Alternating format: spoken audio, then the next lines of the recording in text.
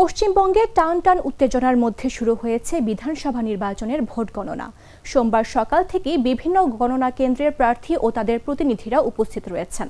এদিকে postal ballot গণনার শুরুতেই এগিয়ে গেছে তৃণমূল কংগ্রেস। এখন পর্যন্ত পাওয়া তথ্য অনুযায়ী 11টি আসনে এগিয়ে তৃণমূল কংগ্রেস এবং 5টি আসনে এগিয়ে বিজেপি। উত্তর 24 পরগনার জগদ্দল আসনে তৃণমূল প্রার্থী সোমনাথ শ্যাম এগিয়ে রয়েছেন। ব্যারাকপুরে রাজ চক্রবর্তী সহ কামারহাট, পানিহাটি, বরাহনগর, হাবড়া ও বারাসাতেও তৃণমূল প্রার্থীরা এগিয়ে। ভবানীপুরে মুখ্যমন্ত্রী মমতা ব্যানার্জি পোস্টাল ব্যালটে বিরোধী দলনেতা শুভেন্দু অধিকারীর থেকে 307 ভোটে এগিয়ে রয়েছেন। পোস্টাল ব্যালটের পর শুরু হবে ইভিএম এর ভোট গণনা।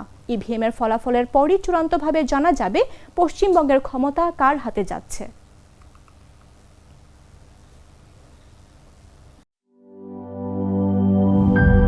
ইউরোপ, এশিয়া, আমেরিকা যেখানে যাই, বিশ্বের 145টি দেশে আজ ফ্রুটো পাই।